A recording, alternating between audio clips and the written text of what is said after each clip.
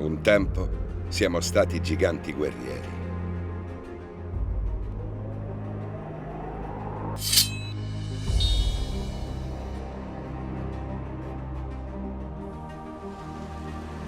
Un tempo siamo stati giganti costruttori.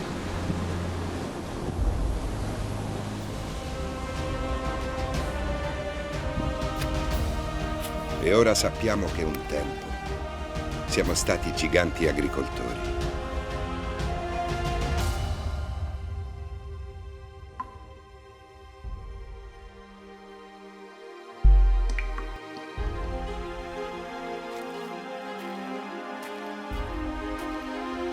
E lo siamo ancora. Maiores, giganti nel gusto.